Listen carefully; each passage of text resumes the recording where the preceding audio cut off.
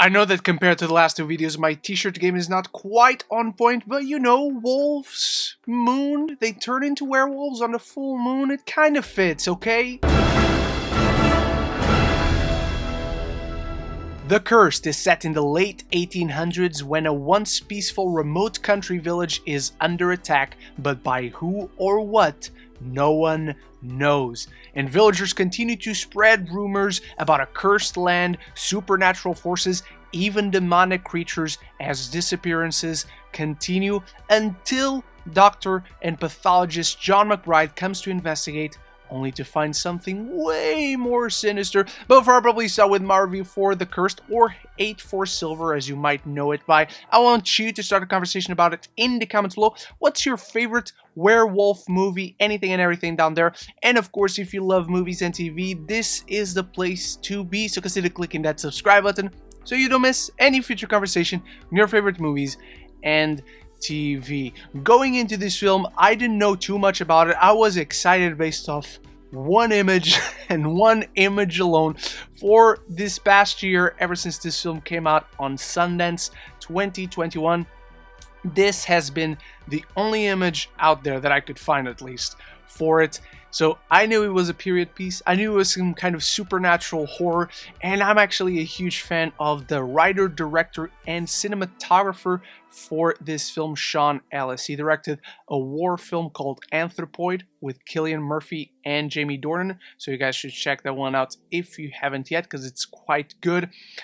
And werewolves are my favorite monster. As someone who enjoys monster movies, we don't get enough werewolf movies as far as I'm concerned.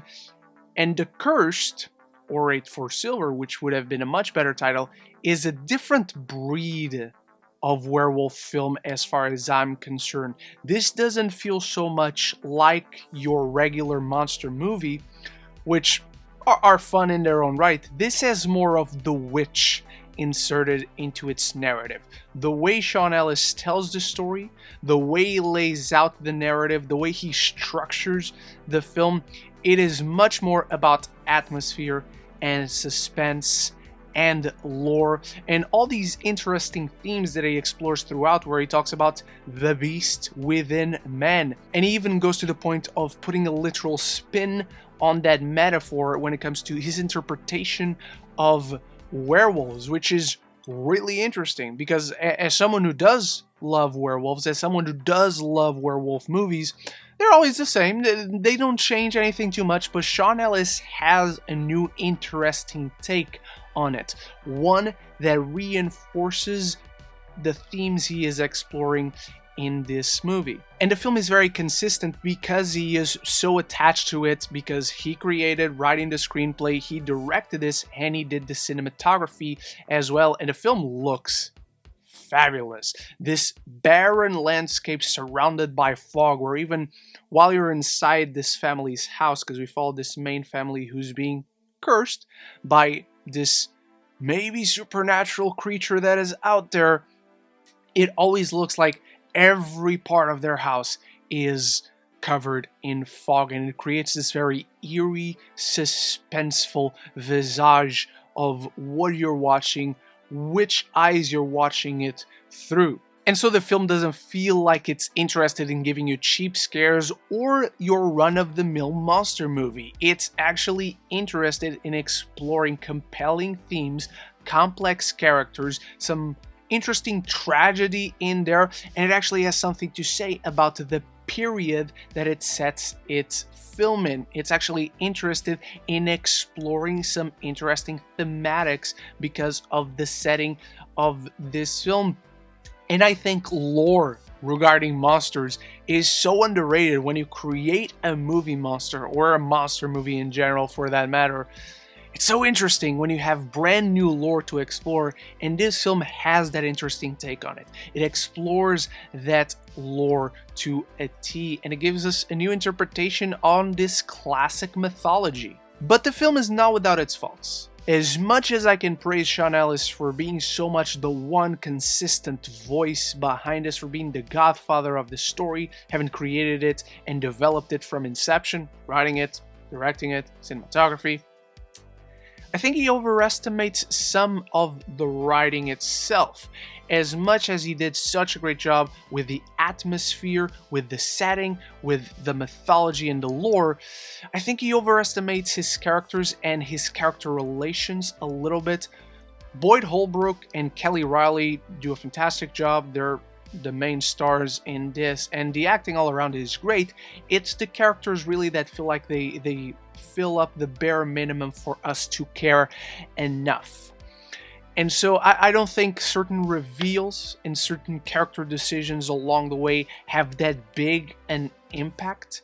And so it creates this interesting world, but he never created characters that I cared about enough to really feel something as this story unfolds. However, speaking of unfolding, my biggest gripe with this film regarding the writing is dream sequences. There are so many of them here, and they do have an integral story purpose.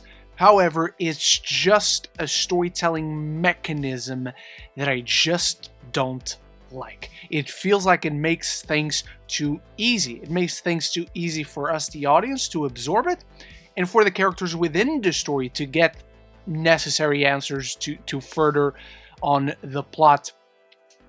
For as much as this film does so many things in a unique, fresh way, for as much as Sean Ellis clearly has a unique vision onto him as a storytelling, the use of dream sequences was really grinding in this film. It's the thing that stood out the most as far as a negative, and really quite took this film a bit down for me from what it could have possibly achieved. Structurally as well, the film is very unconventional, which in some aspects it's good, because it becomes kind of unpredictable where it's going. In other ways, it doesn't fully feel satisfying in its setup, development, and eventual payoff. There are just certain reveals towards the end where I didn't feel anything. I just felt like I reacted like, oh, okay, cool, I guess. I was just completely indifferent to what was clearly meant to be an emotional gut punch. Nevertheless, I found The Curse to be thoroughly engaging. Ellis reinvigorates a classic mythology with a fresh take that has this constant feel of menace and the right amount of intensity. While not the most compelling take due to its lackluster characters, it has enough complexities in its narrative and themes for you to enjoy, and some gorgeous visuals on top. I'm giving The Cursed a B.